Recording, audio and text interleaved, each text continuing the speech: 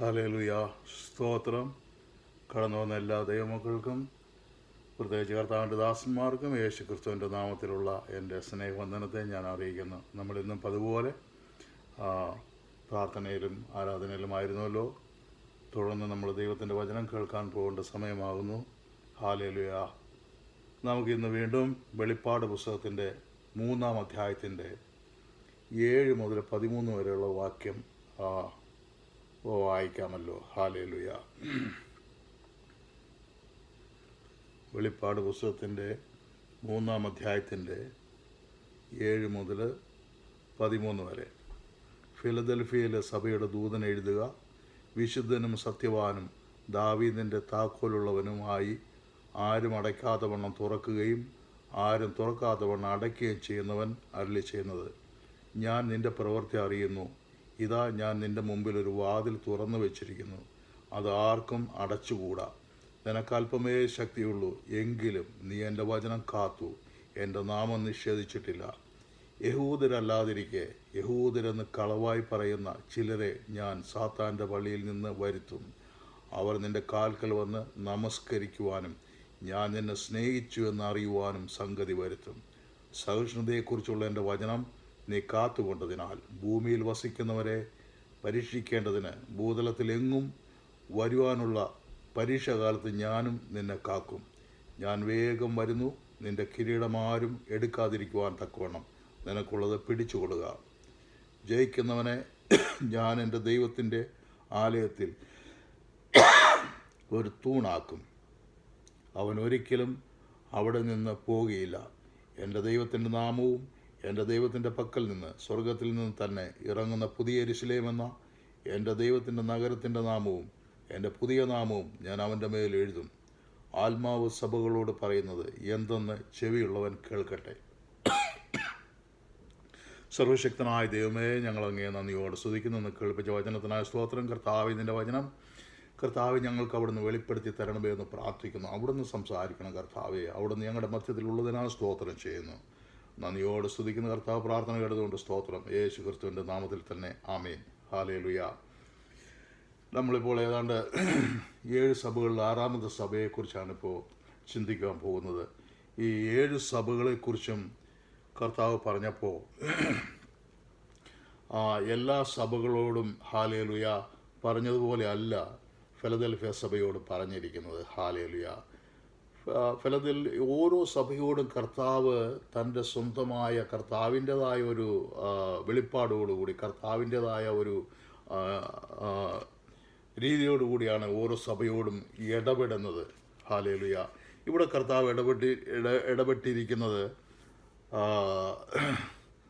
വിശുദ്ധനും സത്യവാനും ദാവീദിൻ്റെ താക്കോലുള്ളവനുമായി ആരും അടയ്ക്കാതെ വണ്ണം തുറക്കുകയും ആരും തുറക്കാതെ വണ്ണം അടയ്ക്കുകയും ചെയ്യുന്നവൻ അരുളി ചെയ്യുന്നത് എന്നാണ് പറഞ്ഞിരിക്കുന്നത്. ഹല്ലേലൂയ.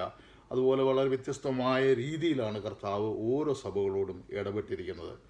എന്നാൽ ഈ സഭയോട് കർത്താവ് അവരെ റിബ്യൂക്ക് ചെയ്തിട്ടില്ല. ഹല്ലേലൂയ.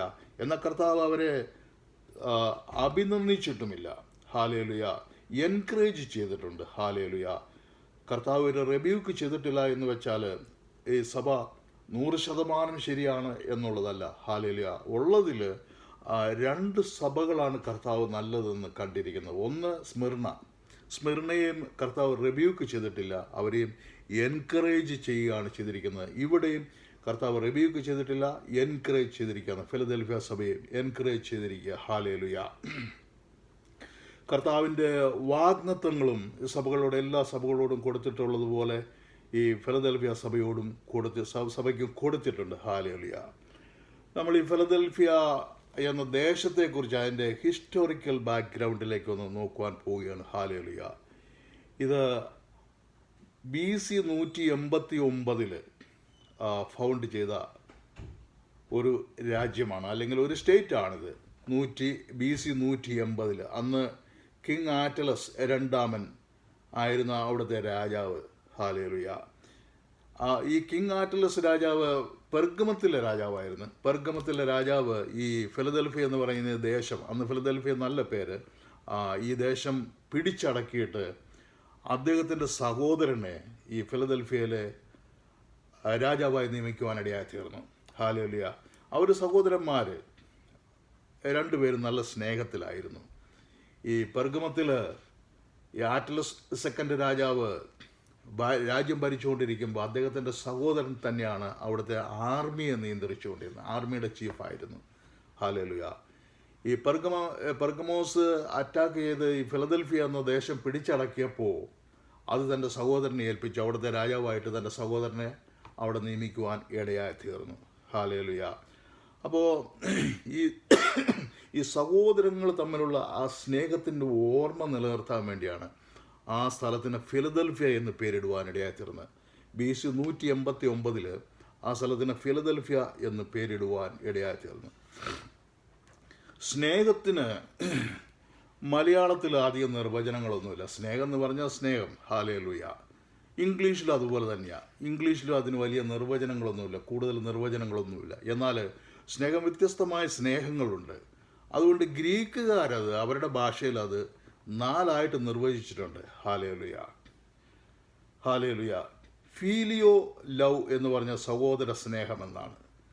സഹോദരന്മാർ തമ്മിലുള്ള സ്നേഹത്തെ ഫീലിയോ ലവ് എന്ന് പറയും. ഹാലേലുയ. അതുപോലെ ഒരു വ്യക്തിക്ക് സമൂഹത്തോടുള്ള സ്നേഹമുണ്ട്.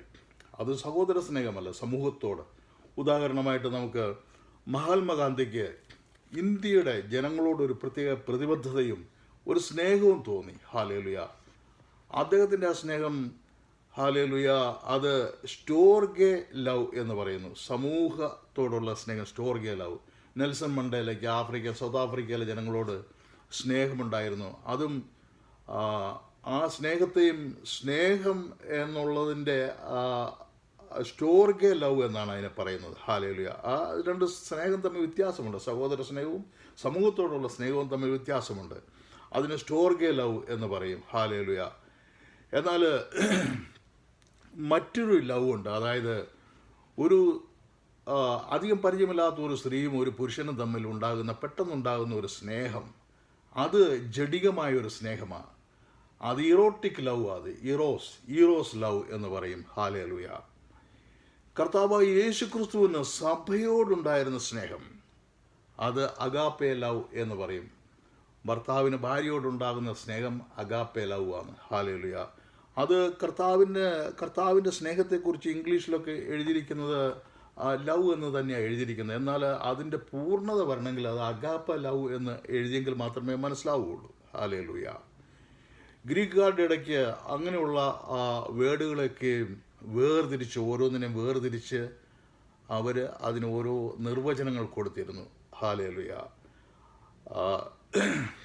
കർത്താവായ യേശു ക്രിസ്തു തൻ്റെ സഭയെ എങ്ങനെയാണ് സ്നേഹിച്ചത്? ഹാലേലുയ. ഇവിടെ യോഹന്നാൻ 3:16 പറഞ്ഞിരിക്കുന്നു. ഹാലേലുയ. കർത്താവായ യേശു ക്രിസ്തുവിൽ വിശ്വസിക്കുന്ന ഒരുവനും നശിച്ചു പോകാതിരിക്കുവാൻ തൻ്റെ ഏകജാതനായ പുത്രനെ നൽകുവാൻ തക്കവണ്ണം അവൻ ലോകത്തെ സ്നേഹിച്ചു. ഹാലേലുയ. ആ സ്നേഹം, അതിനെ സ്റ്റെഡ് ഫാസ്റ്റ് ലവ് എന്നോ അല്ലെങ്കിൽ ഗോഡ് സോ ലവ്ഡ് എന്ന് പറഞ്ഞാലോ അതിൻ്റെ പൂർണ്ണത വരികയില്ല. ഹാലേലുയ. അത് അഗാപ്പെ ലവ്. ഹാലേലുയ. ഇന്നും നമ്മുടെ മലയാളം ഭാഷകളിലോ അല്ലെങ്കിൽ മറ്റുള്ള ഭാഷകളിലോ ഇംഗ്ലീഷിലോ ആ ഒരു ലവ്വെക്കുറിച്ച് എഴുതിയിട്ടില്ല. ഇവിടെ ഇംഗ്ലീഷിൽ ഈ യോഹന്നാൻ 3:16 പറഞ്ഞിരിക്കുന്ന God so loved the world എന്നാണ് പറഞ്ഞിരിക്കുന്നത്. ഹാലേലുയ. അപ്പോൾ ദൈവത്തിൻ്റെ ആ സ്നേഹം അഗാപ്പെ ലവ്. ഹാലേലുയ. അത് ഭാര്യ ഭർത്താക്കന്മാർ തമ്മിലുള്ള സ്നേഹം അഗാപ്പെ ലവ്. എന്നാൽ ഇറോട്ടിക് ലവ്, അതിനെ നമ്മൾ സ്നേഹം എന്നാണ് പറയുന്നത്. അത് വ്യത്യാസമുണ്ട്, വളരെ വ്യത്യാസമുണ്ട്. ഹാലേലുയ. അപ്പോൾ ഇവിടെ ഫീലിയോ ലവ്, സഹോദരങ്ങൾ തമ്മിലുള്ള സ്നേഹം. ആറ്റലസ് സെക്കൻഡ് രാജാവും അദ്ദേഹത്തിൻ്റെ സഹോദരനും തമ്മിലുള്ള ആ സ്നേഹത്തെ അത് നിലനിർത്തുന്നതിന് വേണ്ടി അവർ പിടിച്ചടക്കിയ ആ പ്രദേശത്തെ, ആ രാജ്യത്തെ അവർ ഫിലദൽഫിയ എന്ന് പേരിടുവാൻ ഇടയായി തീർന്നു. ഹാലേലുയ. ഈ ഫിലദൽഫിയ എന്ന് പറയുന്ന സ്ഥലം, hallelujah, gateway to east എന്നറിയപ്പെട്ടിരുന്നത് കാരണം അതിൻ്റെ centre of spreading Greek culture and languages. അവിടെ നിന്നാണ് ഗ്രീക്ക് കൾച്ചറും അതുപോലെ ഗ്രീക്ക് ലാംഗ്വേജും പ്രചരിപ്പിച്ചുകൊണ്ടിരുന്നത്. നമുക്കറിയാം, അലക്സാണ്ടർ ചക്രവർത്തി ഇതെല്ലാം പിടിച്ചടക്കിയ ശേഷം ലോകം മുഴുവനും ഗ്രീക്ക് ആക്കണം എന്നൊരു നിയമം കൊണ്ടുവന്നല്ലോ. ഹാലേലുയ. അപ്പോൾ അതിൽ പ്രധാന പങ്ക് വഹിച്ചിരിക്കുന്നത്, അല്ലെങ്കിൽ ഗ്രീക്കിൻ്റെ സംസ്കാരം, ഗ്രീക്ക് ലാംഗ്വേജിൻ്റെ ട്രാൻസ്ഫർമെൻ്റ് എല്ലാം നടന്നിരുന്നത് ഈ ഫിലദൽഫിയ എന്ന സ്ഥലത്ത് നിന്നാണ്. ഹാലേലുയ. ഹല്ലേലൂയ. അതുപോലെ ഈ പ്രദേശത്തെ പ്രോൺ റീജിയൻ എന്ന് വിളിക്കപ്പെട്ടിരുന്നു. പ്രോൺ റീജിയൻ എന്ന് പറഞ്ഞാൽ ഹല്ലേലൂയ, ഈ കലാമിറ്റീസ് ധാരാളം അവിടെ എപ്പോഴും ഉണ്ടാകുമായിരുന്നു. പ്രത്യേകിച്ച് എർത്ത്ക്വേക്ക് അവിടെ എപ്പോഴും ഉണ്ടാകുമായിരുന്നു. ചെറുതും വലുതുമായ രീതിയിലുള്ള എർത്ത്ക്വേക്ക് ഉണ്ടാകുമായിരുന്നു. വൈൽഡ് ഫയർ അവിടെ എപ്പോഴും ഉണ്ടാകുമായിരുന്നു. അതുപോലെ ഫ്ലഡ്, തീപിടുത്തം, വെള്ളപ്പൊക്കം, അതുപോലെ വലിയ ഇടിയ്, പിന്നെ എർത്ത്ക്വേക്ക് തുടങ്ങിയ പ്രകൃതി കോപങ്ങൾ അവിടെ ധാരാളം എപ്പോഴും ഉണ്ടാകുമായിരുന്നു. ഹല്ലേലൂയ. അതുകൊണ്ട് അവിടെ ജീവിച്ചിരുന്ന ജനങ്ങളൊക്കെയും എപ്പോഴും ഒരു കോൺസ്റ്റൻറ്റ് ഫിയറിലായിരുന്നു. ഹല്ലേലൂയ. ആരാണെങ്കിലും അങ്ങനെയാണല്ലോ, നമ്മൾ വസിക്കുന്നിടത്ത് ഇതുപോലെ കണ്ടിന്യൂസ് ആയിട്ടുള്ള ഈ കലാമിറ്റീസുകൾ വരുമ്പോൾ നമ്മളും അങ്ങനെ ഒരു കോൺസ്റ്റൻറ്റ് ഫിയറിലായിരിക്കും, ഭയപ്പാടിലായിരിക്കും. ഇവിടെയും ഇവരൊക്കെയും വളരെ കോൺസ്റ്റൻറ്റ് ഫിയറിലായിരുന്ന സമയമാണ് അതൊക്കെയും. ഹല്ലേലൂയ. AD 17 നമ്മൾ ചരിത്രം നോക്കിയാൽ AD 17 അവിടെ ഒരു വലിയ എർത്ത്ക്വേക്ക് ഉണ്ടായിരുന്നു. ഹല്ലേലൂയ. ആ എർത്ത്ക്വേക്ക് ഉണ്ടായി ഫിലദൽഫിയ കംപ്ലീറ്റ് ഏതാണ്ട് 50% തകർന്നു പോകുവാനിടയായി തീർന്നു. അന്ന് ഈ റോമക്കാരുടെ കയ്യിലായി അത്.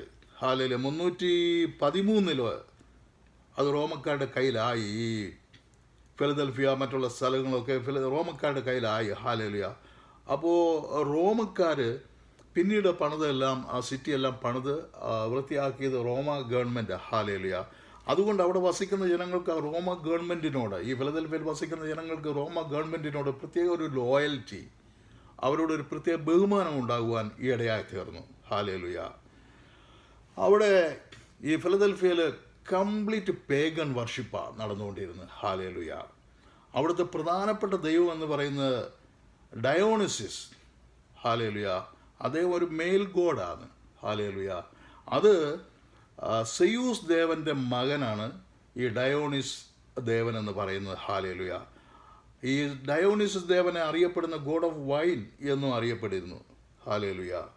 അങ്ങനെ ഈ ഫിലഡൽഫിയയിൽ ഈ ഒരുപാട് ക്ഷേത്രങ്ങൾ, ഈ ഡയോണിസ് ദേവൻ്റെ ഒരുപാട് ക്ഷേത്രങ്ങൾ, ഏതാണ്ട് 1 കിലോമീറ്റർ ചുറ്റളവിൽ ഏതാണ്ട് 7-8 ടെമ്പിൾസ്, ഈ ഡയോണിസ് ദേവൻ്റെ ടെമ്പിൾസ് ഉണ്ടായിരുന്നതായിട്ട് ചരിത്രത്തിൽ നമുക്ക് കാണുവാൻ കഴിയും. ഹല്ലേലൂയ.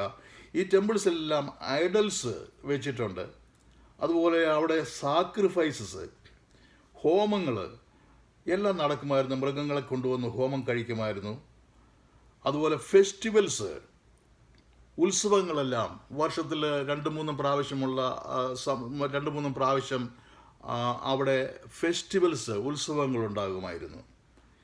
ജനങ്ങൾ അവരെല്ലാം വളരെ സിൻസിയറായിട്ട് ഇതിലെല്ലാം പാർട്ടിസിപ്പേറ്റ് ചെയ്യും. കാരണം ഞാൻ പറഞ്ഞല്ലോ, ഹല്ലേലൂയ, ഇതൊരു പ്രോൺ റീജിയൻ എന്നറിയപ്പെട്ടിരിക്കുന്നതുകൊണ്ട്, എപ്പോഴും ഭയപ്പെട്ട് ജീവിക്കുന്ന ഒരു സിറ്റുവേഷൻ ആയതുകൊണ്ട് ജനങ്ങൾ വളരെ സിൻസിയറായിട്ട് ഈ ഡയോണിസ് ദേവനെ നമസ്കരിക്കുവാനും അവിടുത്തെ പൂജാരികളൊക്കെ പറയുന്ന അനുസരിച്ച് ചെയ്യുവാനും തുടങ്ങി.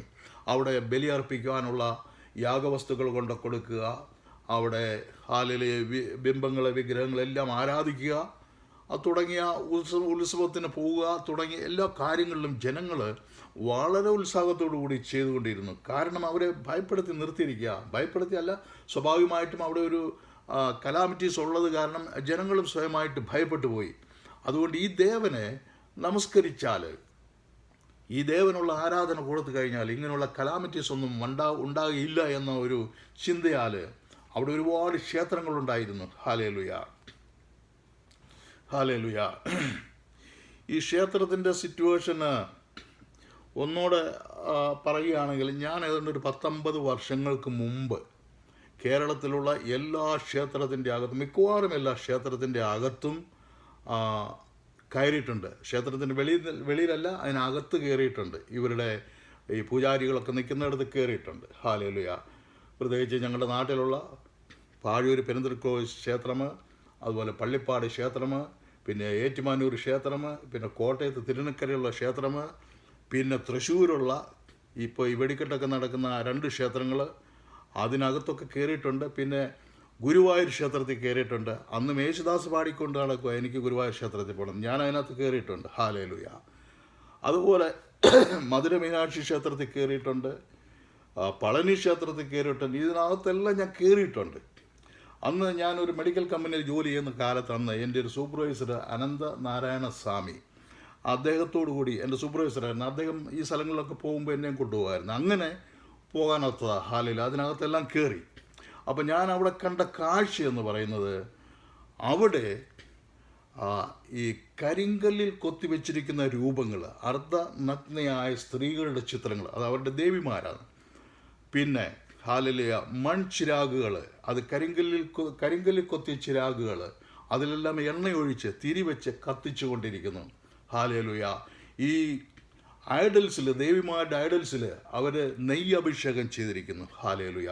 പിന്നെ ഈ ചന്ദനം പോലുള്ള സുഗന്ധവർഗ്ഗങ്ങളിട്ട് കത്തിച്ച് പുകച്ചുകൊണ്ടിരിക്കുന്നു. പിന്നെ ഒരു സ്ഥലത്ത് യാഗം നടക്കുന്നു എങ്കിൽ ആ യാഗത്തിൻ്റെ സ്മെല്ലുകൾ ഇങ്ങനെ എന്ന് വേണ്ട, അതിനകത്ത് കയറിയാൽ ഒരു പ്രത്യേക ഒരു സ്മെല്ലും, ഹാലേലുയ, ഭക്തി സാന്ദ്രത കൂടുവാനും ഇടയായി തീരുന്ന ഒരു സാഹചര്യമാണ് അതിനകത്ത് ചെല്ലുമ്പോൾ. ഹാലേലുയ.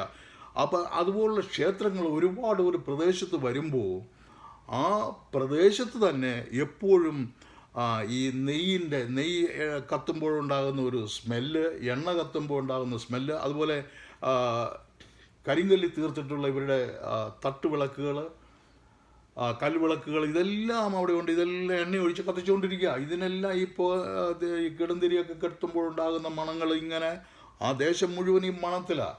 ഹാലിൽ. അപ്പം ദേശത്ത് ജനങ്ങളുടെ ഉള്ളിൽ മുഴുവനും ഹാലിൽ ഒരു ഭക്തി സാന്ദ്രത ഇതുമൂലം ഉണ്ടാകാനുള്ള കാരണമുണ്ട്. ഹാലേലുയ. അവർ ഈ ദേവനെ എപ്പോഴും ആരാധിച്ച് മഹത്വപ്പെടുത്തിക്കൊണ്ടിരിക്കുക. ഹാലേലുയ. ഈ പ്രത്യേകിച്ച് ചിരാകുകളിലൊക്കെയും ഈ കരിങ്കൽ ചിരാകുകളിലൊക്കെയും നെയ്യെല്ലാം ഒഴിച്ച് കത്തിക്കുമ്പോൾ ഉണ്ടാകുന്ന ഒരു ദുർഗന്ധം നമ്മളെ സംബന്ധിച്ച ഒരു ദുർഗന്ധമാണ്, അവരെ സംബന്ധിച്ച ഒരു നല്ല ഗന്ധമാണ്. ഹാലേലുയ.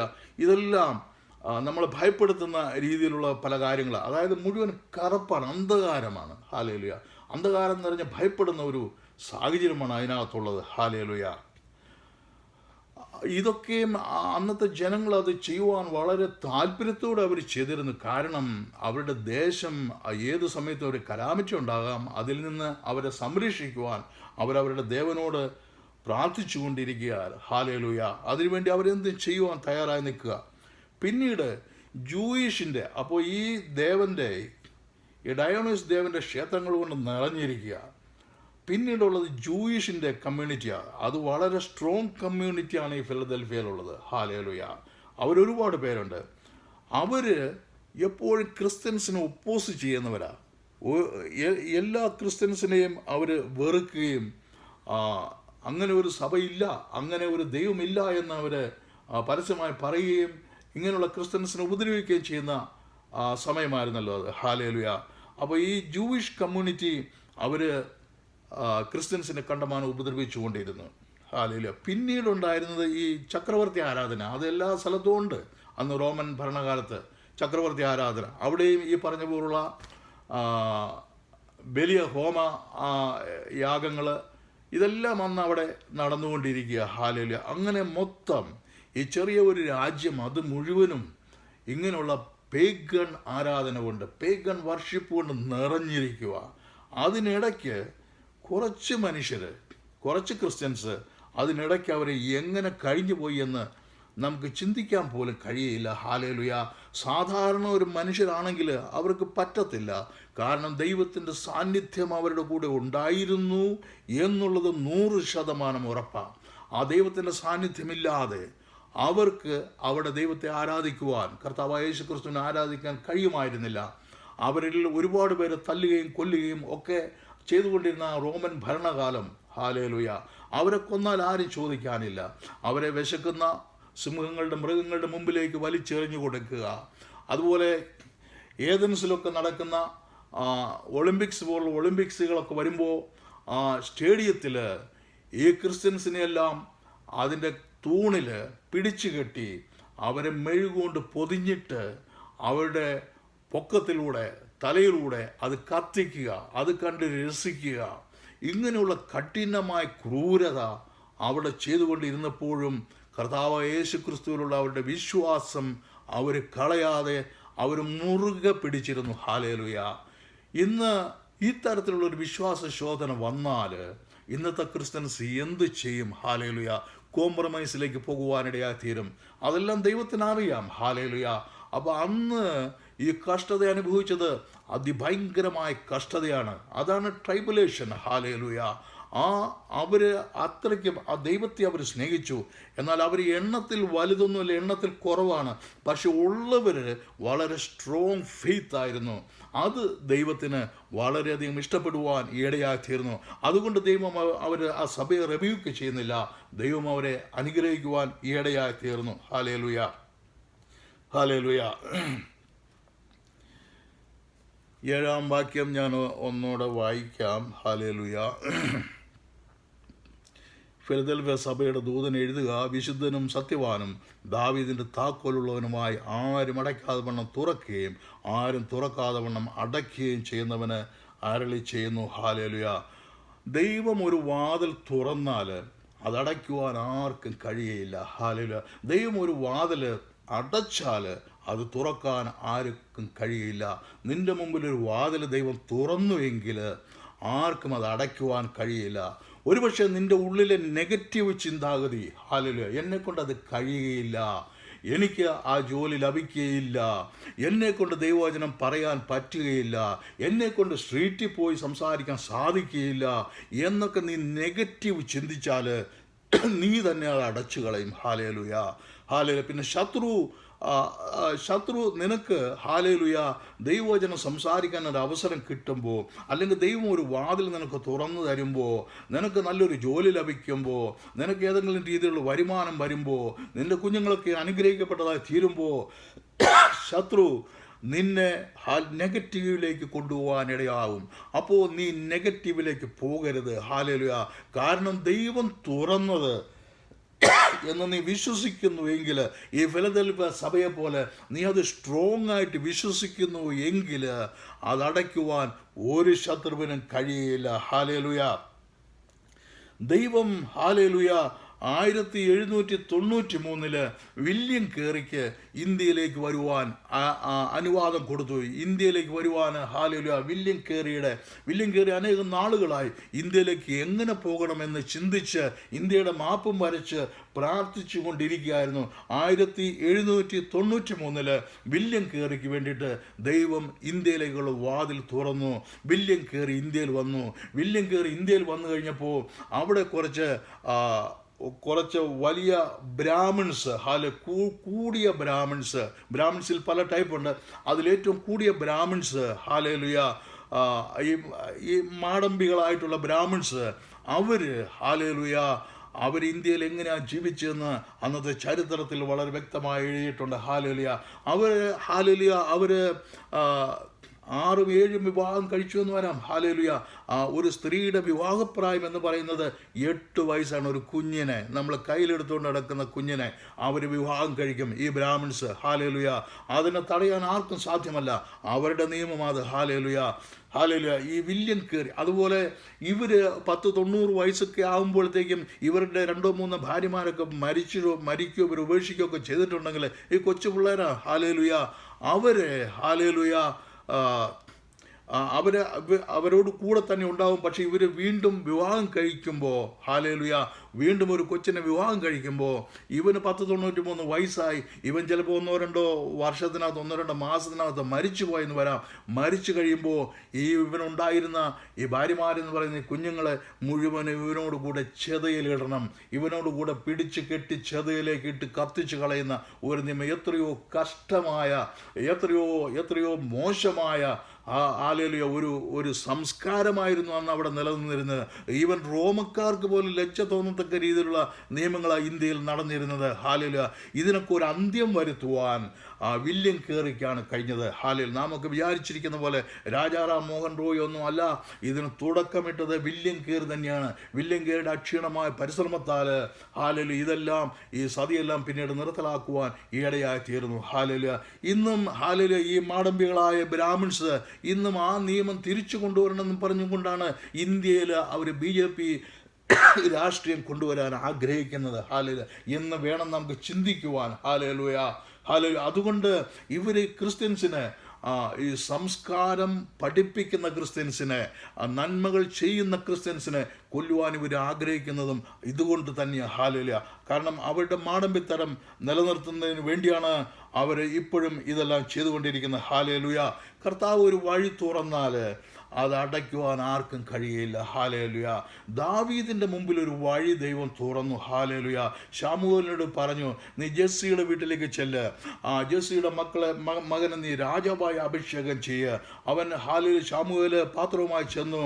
ജെസ്സിയുടെ മൂത്ത മക്കൾ മുതൽ ഓരോ മക്കൾ വരെ അവൻ അഭിഷേകം ചെയ്യുവാൻ ശ്രമിച്ചു. ഹല്ലേലൂയ. കാരണം മൂത്ത മക്കൾ യോഗ്യതയുള്ളവരാ, അവർ വിദ്യാഭ്യാസമുണ്ട്, അവർ മിലിറ്ററി സേവനം ചെയ്യുന്നവരാണ്. ഹല്ലേലൂയ. അതുകൊണ്ട് ഓരോരുത്തരായിട്ട് 7 മക്കളെ അഭിഷേകം ചെയ്യാൻ നോക്കി. പക്ഷെ ദൈവം അഭിഷേകം ചെയ്തില്ല. ആ ഓയിൽ, ആ എണ്ണ വെറുതെ പോയതല്ലാതെ ദൈവം അവർ അഭിഷേകം ചെയ്തില്ല. ശമൂവേൽ ജെസ്സിയോട് ചോദിച്ചു, ജെസ്സി, നിനക്ക് ഇനി മകനുണ്ടോ? ഉണ്ട്. അവൻ എന്തേ? അവനെ വിളിച്ചിട്ട് കാര്യമില്ല. അവൻ ഒരു കഴുത, അവനൊരു വിദ്യാഭ്യാസമില്ല, അവൻ ആടുകളെ മേച്ചുകൊണ്ട് നടക്കുക. ഹല്ലേലൂയ. എന്നാൽ ദൈവം അവൻ്റെ പ്രൊഫൈൽ നേരത്തെ വായിച്ചിരുന്നു, അവൻ്റെ ബയോഡേറ്റ നേരത്തെ വായിച്ചിരുന്നു. ദൈവം വായിച്ച ബയോഡേറ്റ പ്രകാരം, ഹല്ലേലൂയ, മറ്റുള്ള സഹോദരന്മാരുടെയും ദാവീദിൻ്റെ ബയോഡേറ്റ വായിച്ച പ്രകാരം ദാവീദാണ് ഒരു ദേശത്തെ രാജാവായിരിക്കാൻ യോഗ്യനെന്ന് ദൈവത്തിന് മനസ്സിലായതുകൊണ്ട്, ഹല്ലേലൂയ, ആ ദൈവം തുറന്ന വാതിൽ അടയ്ക്കുവാൻ ജെസ്സിയോ അവൻ്റെ ബാക്കിയുള്ള 7 മക്കളോ ശ്രമിച്ചാലും അത് നടക്കുകയില്ല. ഇവൻ ശമൂവേൽ പ്രവാചകൻ വിചാരിച്ചാലും നടക്കുകയില്ല. ദൈവം തുറന്നു വെച്ചാൽ അത് തുറന്നു തന്നെ. അവനെ കൊണ്ടുവന്നു. ഹല്ലേലൂയ. അവനെ അഭിഷേകം ചെയ്ത്, ഹല്ലേലൂയ, ദേശത്തിലെ രാജാവായി നിയമിക്കുവാൻ ഇടയായി തീർന്നു. അതിനുശേഷം, ഹല്ലേലൂയ, ദാവീദ് ഒരിക്കല് ഈ പടസ്ഥലത്തേക്ക് പോകുവാനിടയായി തീർന്നു. അവിടെ ചെന്ന് കഴിഞ്ഞപ്പോൾ ദാവീദിൻ്റെ മേലുള്ള അഭിഷേകം അവിടെ ഗോലിയാത്തിനെ തകർക്കുക എന്നുള്ളതായിരുന്നു. ഹല്ലേലൂയ. അവനവിടെ ചെന്ന് കഴിഞ്ഞപ്പോൾ അവൻ്റെ നേരെ ആ തുറന്നിരിക്കുന്ന വാതില് അടച്ചു കളയുവാൻ അവിടെയുള്ള എല്ലാവരും ശ്രമിച്ചു. അവൻ്റെ സഹോദരന്മാർ പറഞ്ഞു, നിനക്കെന്ത് ഇവിടെ കാര്യം? നീ 5-6 ആടുള്ളതിനെ പോയി നോക്ക്, നീ അപ്പൻ്റെ 5-6 ആടുള്ളതിനെ പോയി നോക്ക്, നീ എന്തിനാണ് ഇങ്ങോട്ട് വന്നിരിക്കുന്നത്? ഹല്ലേലൂയ. അങ്ങനെ അവന് നെഗറ്റീവ് തോട്ട്സ് കൊടുക്കുകയാണ്. അവന് തുറന്നു വെച്ചിരിക്കുന്ന വാതിൽ അടയ്ക്കുവാൻ ശ്രമിക്കുകയാണ്. എന്നാൽ ദൈവം ആ തുറന്നു വെച്ചിരിക്കുന്ന വാതില് അടയ്ക്കുവാൻ ഓരോരുത്തർ ശ്രമിച്ചുവെങ്കിലും ദൈവം ദാവീദിനെ കൊണ്ട് ഗോലിയാത്തിനെ കൊല്ലിക്കുവാൻ ഇടയായി തീർന്നു. ഹല്ലേലൂയ. അങ്ങനെ ഫെലിസ്ത്യൻ ഇസ്രായേലിൻ്റെ മേൽ വരുത്തിയിരിക്കുന്ന നിന്ദകളെ എടുത്തു മാറ്റുവാൻ ദാവീദിനെ ദൈവമോട് ഉപയോഗിക്കുവാൻ ഇടയായി തീർന്നു. ഹല്ലേലൂയ. അപ്പം നിന്റെ മുമ്പിൽ ഒരു വാതിൽ ദൈവം തുറന്നിട്ടുണ്ടെങ്കിൽ ആര് വിചാരിച്ചാലും അത് അടയ്ക്കുവാൻ കഴിയില്ല. ഒരുപക്ഷെ നിന്റെ മുമ്പിൽ തുറന്നിരിക്കുന്ന വാതിൽ സുവിശേഷം അറിയിക്കുന്ന വാതിലായിരിക്കാം. നീ സുവിശേഷം അറിയിക്കുവാൻ നീ കടന്നു ചെല്ലുമ്പോൾ നിന്നെ നിന്ദിച്ച്, നിനക്ക് നെഗറ്റീവ് തന്നുകൊണ്ട് നിന്നെ നിന്ദിച്ച് പറഞ്ഞയക്കുവാൻ ശ്രമിക്കുന്നവരെ ദൈവം പരാജയപ്പെടുത്തിക്കൊള്ളും. ഹല്ലേലൂയ. അപ്രകാരം, ഹല്ലേലൂയ, ദൈവത്തിൻ്റെ ചില കൃപാവരങ്ങൾ നിനക്ക് തരുവാനായി ദൈവം ആ വാതിൽ തുറന്നിട്ടുണ്ടെങ്കിൽ നിന്റെ ഉള്ളിൽ ചിലപ്പോൾ ചില നെഗറ്റീവ് ചിന്തകൾ വന്നു എന്ന് വരാം. ഹല്ലേലൂയ. നിന്റെ ഉള്ളിൽ കൊണ്ടുവരുന്ന പിശാചിനോട് മാറിപ്പോകാൻ പറയുക. ഹല്ലേലൂയ. ദൈവം നിനക്കായി ഒരു വഴി തുറന്നാൽ അത് തുറന്നു തന്നെയാണ്. അതടയ്ക്കുവാൻ ആർക്കും സാധ്യമല്ല. ഹല്ലേലൂയ, നിന്റെ ജോലിയിൽ നിനക്കൊരു പ്രമോഷൻ തരുവാൻ ദൈവം ഒരു വാതിൽ തുറന്നാൽ അതടയ്ക്കുവാൻ നിന്റെ ചുറ്റുള്ള എല്ലാവരും ശ്രമിച്ചു എന്ന് വരാം. ഹല്ലേലൂയ. അതുകൊണ്ട് ഒരു നെഗറ്റീവ് തോട്ട്സ് നിനക്കുണ്ടാകാം. നിനക്ക് ആ ജോലി ലഭിക്കുകയില്ല, നിനക്ക് ഈ താഴ്ന്ന ജോലി തന്നെ അത് തന്നെ തുടരണമെന്ന ഒരു നെഗറ്റീവ് തോട്ട്സ് നിൻ്റെ ഉള്ളിൽ വരാം. ഹല്ലേലൂയ. എന്നാൽ ദൈവം നിൻ്റെ മുമ്പിൽ തുറന്നിരിക്കുന്ന ഒരു വാതിൽ അടയ്ക്കുവാൻ ആർക്കും സാധ്യമല്ല. നീ അത് ഉറച്ച് വിശ്വസിക്കണം. ഹല്ലേലൂയ. നീ ഉറച്ച് വിശ്വസിച്ചുകൊണ്ട് മുന്നിലേക്ക് പോകുമ്പോൾ ആ ദൈവം തുറന്ന വഴിയിലൂടെ നിനക്ക് നടക്കുവാൻ കഴിയും. ഹല്ലേലൂയ. ഹല്ലേലൂയ. നമുക്കിനി സങ്കീർത്തനം 115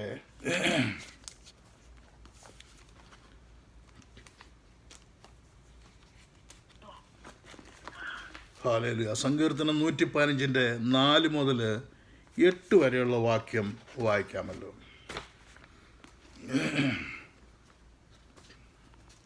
ഹല്ലേലൂയ. സങ്കീർത്തനം 115 4 മുതൽ 8 വരെ ഉള്ള വാക്യം. അവരുടെ വിഗ്രഹങ്ങൾ പൊന്നും വെള്ളിയും ആകുന്നു, മനുഷ്യരുടെ കൈവേല തന്നെ. അവയ്ക്ക് വായുണ്ടെങ്കിലും സംസാരിക്കുന്നില്ല, കണ്ണുണ്ടെങ്കിലും കാണുന്നില്ല, അവയ്ക്ക് ചെവിയുണ്ടെങ്കിലും കേൾക്കുന്നില്ല, മൂക്കുണ്ടെങ്കിലും മണക്കുന്നില്ല, അവയ്ക്ക് കൈയുണ്ടെങ്കിലും സ്പർശിക്കുന്നില്ല, കാലുണ്ടെങ്കിലും നടക്കുന്നില്ല, തൊണ്ട കൊണ്ട് സംസാരിക്കുന്നുമില്ല. അവയെ ഉണ്ടാക്കുന്നവൻ അവയെപ്പോലെ ആകുന്നു, അവയിൽ ആശ്രയിക്കുന്ന ഏവനും അങ്ങനെ തന്നെ. ഹല്ലേലൂയ. ഇതെഴുതിയിരിക്കുന്ന വിശുദ്ധ പുസ്തകമാണ്. വിശുദ്ധ പുസ്തകം എന്ന് പറഞ്ഞാൽ ജീവനുള്ള ദൈവമാണ് ഇത് എഴുതിയിരിക്കുന്ന. ഹല്ലേലൂയ. വാസ്തവത്തിൽ നമുക്ക് ഏതെങ്കിലും ഹൈന്ദവ സഹോദരന്മാരോടോ അല്ലെങ്കിൽ ഇസ്ലാമിസ്റ്റ് സഹോദരന്മാരോടോ എന്തെങ്കിലും പിണക്കമുണ്ടോ? നമുക്ക് യാതൊരു പിണക്കവുമില്ല.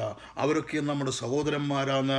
നമ്മുടെ ഹല്ലേലൂയ ആദ്യ പിതാവായ ആദാമിൻ്റെ സന്തതി പരമ്പരയിൽ പെട്ടവരാണ് അവർ ഓരോരുത്തരും. നമ്മളും അവരെ പോലെ തന്നെയാണ്. ഹല്ലേലൂയ. എന്നാൽ ഇവർ ഫിലദൽഫിയ സഭ മുതൽ ഈ വിഗ്രഹങ്ങളെ ആരാധിക്കുന്നത് കൊണ്ട് അവർക്ക് എന്തു പ്രയോജനം? ദൈവം അതിവിടെ വളരെ വ്യക്തമായി എഴുതിയിരിക്കുകയല്ലേ. ഹല്ലേലൂയ. ഹല്ലേലൂയ. അവരുടെ വിഗ്രഹങ്ങൾ പൊന്നും വെള്ളിയുമാകുന്നു. അത് ദൈവമല്ല, മനുഷ്യരുടെ കൈവേലയാണ്. ഹല്ലേലൂയ. അത് ദൈവമല്ല, അതവർ പണിതത്. ഹല്ലേലൂയ. ദൈവം സൃഷ്ടിച്ച വസ്തു കൊണ്ട് അവർ മറ്റൊരു വസ്തു ഉണ്ടാക്കി അതിനെ ദൈവമെന്ന് പറഞ്ഞ് അവരെ ആരാധിക്കുക. ഹല്ലേലൂയ. ഹല്ലേലൂയ. അവരുടെ ആ വിഗ്രഹത്തിന് വായുണ്ടെങ്കിലും സംസാരിക്കുന്നില്ല. ഹല്ലേലൂയ. കണ്ണുണ്ടെങ്കിലും കാണുന്നില്ല. നമുക്ക് ഉൽപ്പത്തി പുസ്തകം 1:3 വായിക്കാം. ഹല്ലേലൂയ. നമ്മുടെ കുഞ്ഞോൻ ബ്രദർ ഇല്ലാത്തതിൻ്റെ ബുദ്ധിമുട്ട് ഉണ്ട്. ജനസിസ് 1:3 ഹല്ലേലൂയ ദൈവം സംസാരിക്കുകയാണ്. ഹല്ലേലൂയ. വെളിച്ചമുണ്ടാകട്ടെ.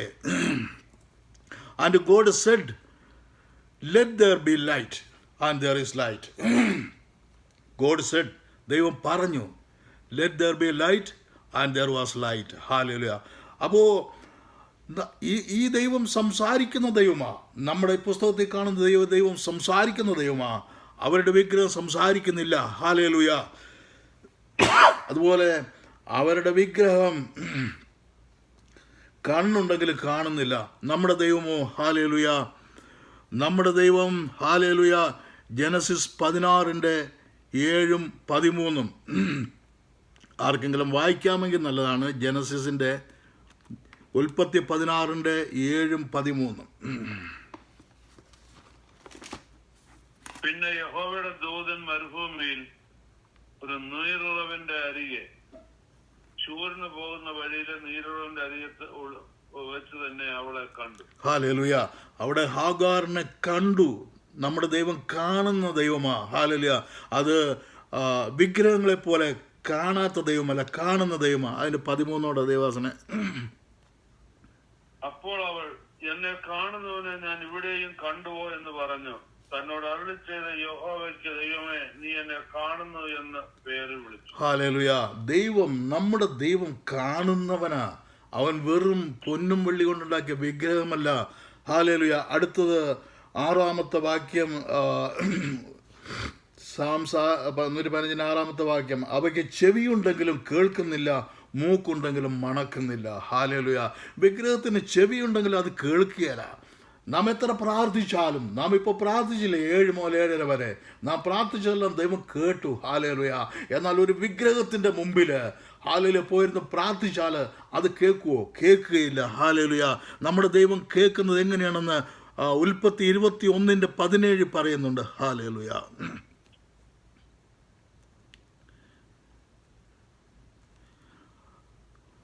ദൈവം ബാലന്റെ നിലവിളി കേട്ടു. ദൈവത്തിന്റെ ദൂതൻ ആകാശത്ത് നിന്ന് ഹാഗാറിനെ വിളിച്ചു. അവളോട്, ഹാഗാറേ, നിനക്കെന്ത്? നീ ഭയപ്പെടേണ്ട. ബാലൻ ഇരിക്കുന്നിടത്ത് നിന്ന് അവന്റെ നിലവിളി ദൈവം കേട്ടിരിക്കുന്നു. ഹല്ലേലൂയ. ബാലൻ അവിടെ കിടന്ന് നിലവിളിച്ചപ്പോൾ ആ നിലവിളി ഒരു ബാലനാ. ഹല്ലേലൂയ. പ്രായമുള്ള വലിയ പരിജ്ഞാനമുള്ളവനൊന്നും അല്ല. ഹല്ലേലൂയ. ആ ഒരു ബാലൻ, ആ ഒരു സാധാരണക്കാരൻ കൂട്ടിക്കോ. ഹല്ലേലൂയ. അല്ലെങ്കിൽ വൃദ്ധനായ ഒരു മനുഷ്യൻ എന്ന് കൂട്ടിക്കോ. ഹല്ലേലൂയ. വിളിച്ചാലും കേൾക്കുന്ന ദൈവമാ. ഇവിടെ ഒരു ബാലൻ വിളിച്ചപ്പോൾ, അവൻ കരഞ്ഞപ്പോൾ ദൈവം കേട്ടു. ഹല്ലേലൂയ. എന്നാൽ ഈ വിഗ്രഹങ്ങളെ വിളിച്ചാൽ കേൾക്കുമോ? കേൾക്കൂല. ഹല്ലേലൂയ.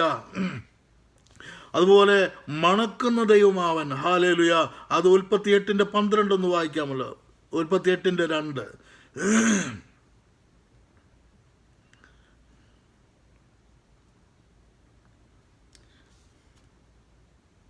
ആഴിയുടെ ഉറവകളും ആകാശത്തിന്റെ കിളിവാതകളും തടഞ്ഞു, ആകാശത്തു നിന്നുള്ള മഴയും നിന്നു.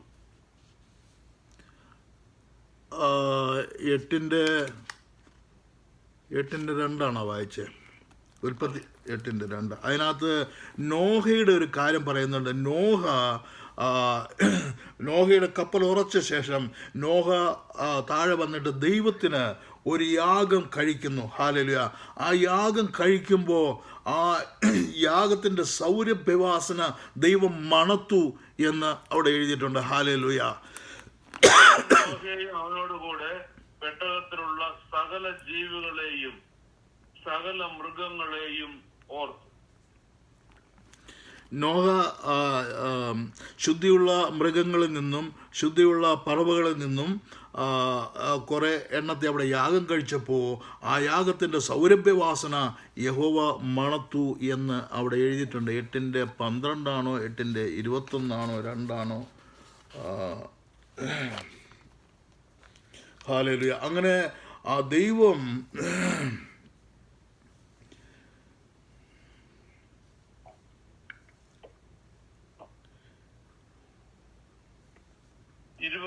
യഹോവ സൗരഭ്യവാസന മണത്തപ്പോൾ യഹോവ തന്റെ ഹൃദയത്തിൽ അരുളി ചെയ്തത്, ഞാൻ മനുഷ്യന്റെ നിമിത്തം ഇനി ഭൂമിയെ ശപിക്കയില്ല.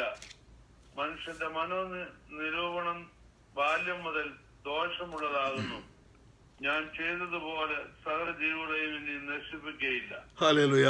അവിടെ നോഹയുടെ യാഗത്തിൻ്റെ സൗരഭ്യവാസന ദൈവം മണക്കുവാനിടയായി തീർന്നു.